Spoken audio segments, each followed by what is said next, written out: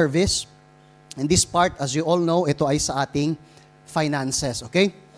So, tuturuan natin kayo ngayon ng isa pang lesson kung papaanong mabless sa financial life ninyo, alright? Lahat kayo gusto nyong mabless financially. Gusto nyo na umangat sa buhay, yes or no? Maybe hindi man maging pagkayaman-yaman, pero gusto nyo ng disenteng buhay, right? Buhay na may dignidad, right? Gusto yun ng Diyos para sa inyo. Pero what you need to understand is, hindi ito mangyayari ng automatically, okay? Even sa church natin. You see, you need to understand na pag nagpupunta kayo dito, lagi kaming ready na magbigay sa inyo ng mga advices, ng mga turo, mga tinuturo namin sa inyo, mga practical na bagay. Simpleng bagay, madaling intindihin.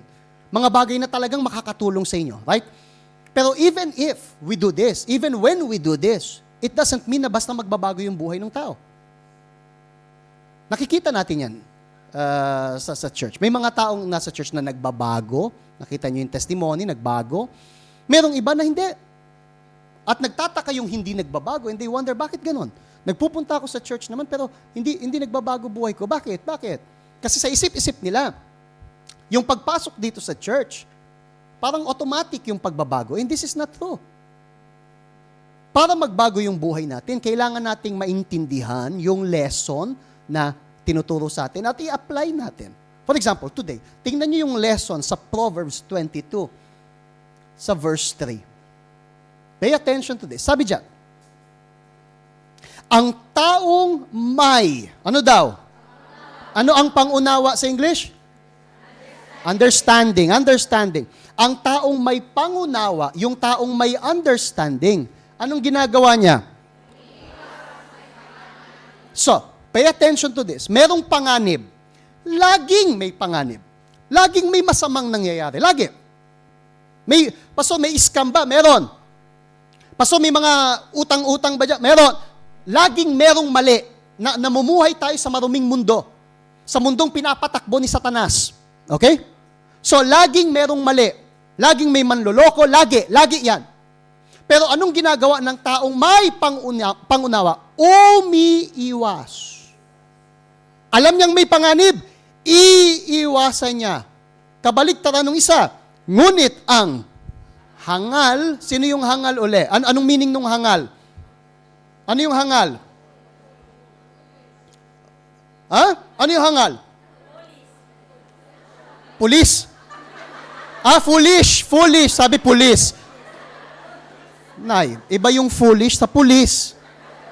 My goodness. Please. Foolish, pulis. Ano yung hangal? Ang synonym ng hangal ay sa Biblia mangmang. Mangmang. Ano bang kahulugan ng mangmang? Yung taong hindi nag-iisip.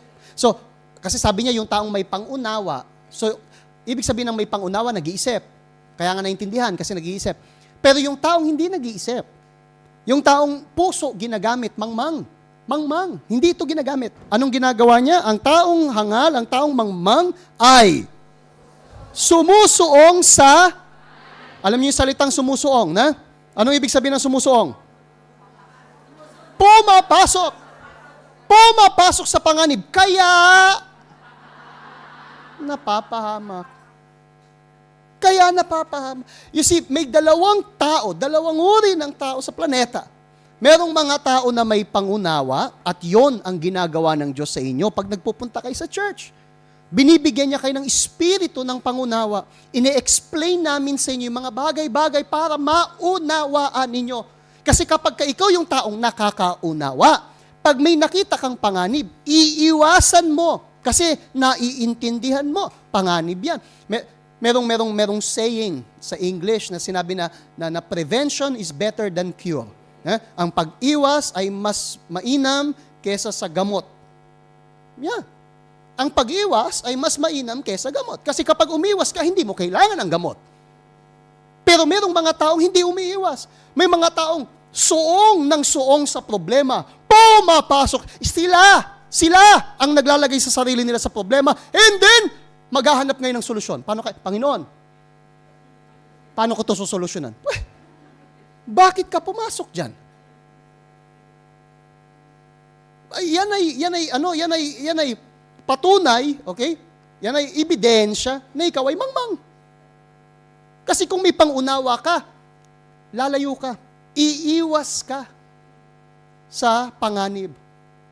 At pagdating sa buhay, now, talking more, financially, ang dami pong panganib.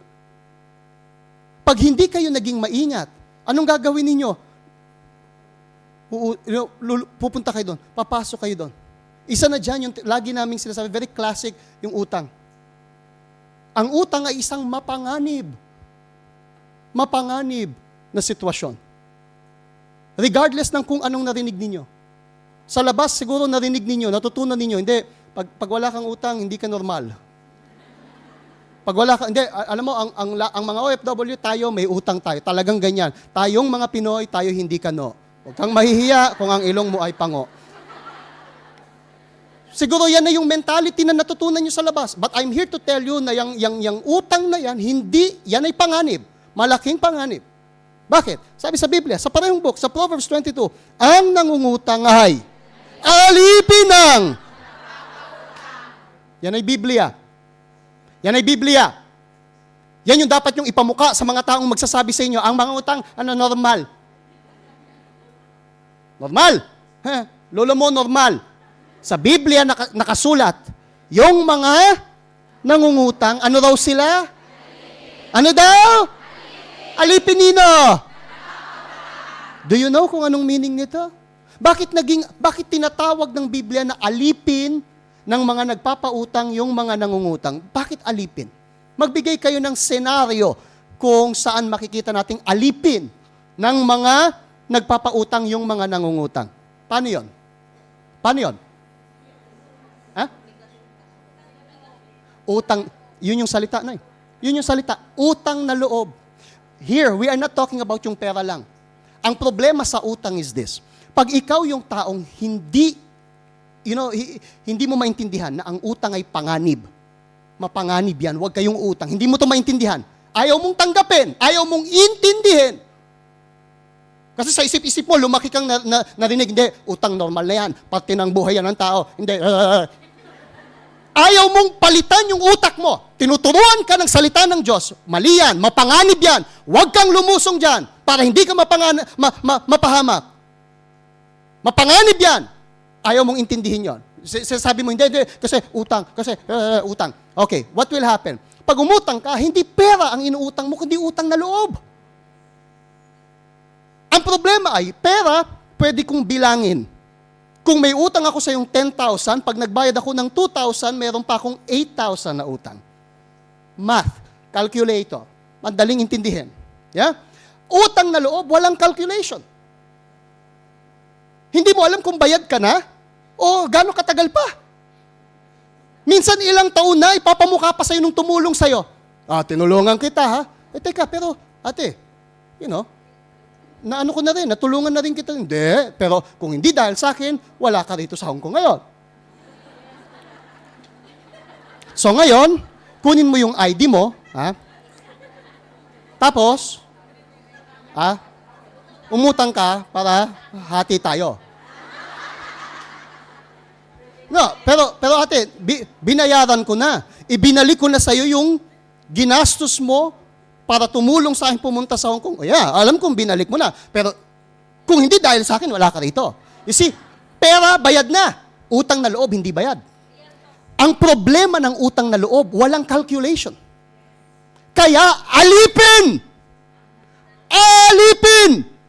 yung mga umuutang.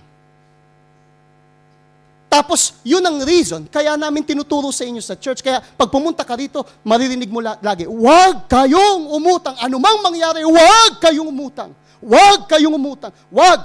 Bakit? Kasi hindi kayo pwede maging alipin. Kayo na may mga utang pa rin ngayon, anong pinaka-the best mong gawin? Bayaran mo lahat sila as soon as possible. Huwag kang magpatayo ng bahay. Huwag kang bumili ng biik. People. Wala. Okay? Huwag kang magpadala ng Toblerone. Walang. Right? Anong dapat kong gawin ngayon? Dapat kong gawin ngayon? Bayaran. Bayaran. Bayaran lahat. Para nang sa ganun, hindi ka maging alipin. Ang problema ko sa utang, hindi yung pera. Ang problema ko sa utang ay yung pagiging alipin. Magiging alipin kayo. Kahit na bayad na yung pera, sometimes kung yung tao makapal muka, sasabihin nila sa'yo, hindi. Kung hindi dahil sa akin, ha? Pero ate, binalik ko na sa'yo, binayad kaya, pero wala kang utang na loob. Kasi kung di dahil sa akin, at kung kayo madamdamin, madadala ka ng mga salitang ganun, oo nga, mapipilitan ka. Mapipilitan ka gawin yung sinasabi nila. Alipin ka nga kasi. Ano mang gustuhin nila, gagawin mo. So tanggalin nyo po, please, okay? Tanggalin ninyo sa utak ninyo yung ideology na yan na ang utang ay normal. No. Okay? Pikit nyo yung mata nyo, isipin nyo sinasabi. Go ahead. I'm telling you. Go ahead, pikit nyo yung mata nyo. Isipin nyo, sandali. Okay? Tanggalin nyo right now sa isip nyo, yung idea yan. Ang utang, hindi normal. Sabi mo sa katabi mo, hindi normal magkautang. Tingnan ninyo kung sinabi rin nung katabi nyo, kasi kung hindi niya sinabi, hindi niya tinatanggap. I'm telling you. Sinabi hindi. Sinabi hindi. Ay, friend. Sabi sa katabi mo, ang utang hindi normal. Go ahead, sabi mo sa. Sinabi? Amen. Amen. Ang problema ng utang, hindi pera. People, we are not talking about this. Ang problema ng utang, hindi pera. Kasi pera na babayaran. Ang issue ko sa utang is yung utang na loob. Totoo yung sabi sa Biblia na alipin. Hindi po maganda na humingi kayo ng pabor kahit kanino. Hindi po maganda yun kasi ibabato nila sa pagmumukha mo yan afterwards. Mag-ingat po kayo. Remember yung sabi kanina sa unang Proverbs, yung taong may pangunawa, umiiwas. So, alam ko na pala na kapag umutang ako, itong taong to ngayon, nasa kamay niya ako. So, anumang sabihin niya sa akin, dapat kong gawin kasi may utang ako. Ayokong ganyan. So, iiwasan mo na.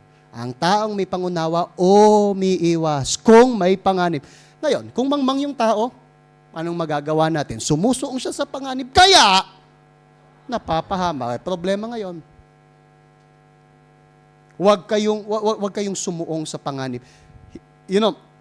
Huwag kayong pumasok sa mga online dealings. Magpadala ng pera, GCash,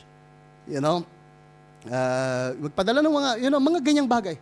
Magpadala ng pera. Don't do this. Nowadays, recently, this past weeks, ang dami nating naririnig patungkol sa hacking. Nahahack yung mga phone, nagagamit yung account nila. This week, nagbigay ako ng video. I don't know kung napanood ninyo. Paano nyo? Sinong nakapanood? Sinong hindi pa nakapanood? Dapat yung panoorin. Saan nyo nahahanap, Pastor? Sa Alapa app. Saan nyo mahahanap? Sa YouTube po. Kung hindi nyo alam yung sinasabi ko, tanungin nyo yung katabi nyo mamaya, okay? But dapat yung panoorin. You know what, people? Magkakaroon tayo ng 21 days, isn't it? 21 days? Kailan magsisimula? Pwede niyong panoorin yun. Pwede niyong panoorin yung mga video na yun, yung mga tinamad kang panoorin. Right? Tinamad ako, Pastor, kasi ang haba, salita ka lang ng salita, haba. Naboboring ako sa sinasabi mo. 21 days, wala namang kayo ibang papanoorin. So, pwede niyong panoorin yun. Gagawa pa tayo ng maraming video kasi tuturuan ko kayo kung paanong protektahan yung account ninyo sa cellphone, Facebook, all of these things. Unti-unti. But last week, nag-record ako patungkol sa hacking. Mga tips para hindi kayo ma-hack. Kasi pag hindi nyo alam yan, susuong ka sa panganib, mapapahama ka. Kiklik mo yung mga link na ipapadala sa'yo, nanakawan ka. People, hindi katang isip sinasabi ko sa inyo. Hindi kahapon may nag-share. May nag-share patungkol dyan. Yun yung message kahapon, may nag-share. People, don't do this. Mas magandang umiwas kayo. Amen? Umiwas po kayo. Pag marunong kayong umiwas sa problema, hindi nyo na po kailangang solusyonan yung problema kasi walang problema. Naiwasan mo nga. have this wisdom na galing sa Diyos. And this is our lesson for today. Did you understand? Yes. Ang utang ay normal. Amen? No. Alright. So, alerto kayo, isn't it? Amen. Ang utang ay hindi, pinakamaganda niyong gawin. Last post ninyo bago mag 21 days. Sulat nyo doon, ang utang ay hindi normal. Lahat na makakaba, ano mo sinasabi nito? I'll tell you. Lesson for today. Natutunan ko today. Ang utang hindi normal. We have to think like this. Amen? We have to think like this in Jesus' name. Alright? So I'm gonna pray para sa finances ninyo. I'm gonna ask yung mga assistant kung pwede kumuha kayo ng oil sana. Kasi gagawin natin ginawa ko kahapon.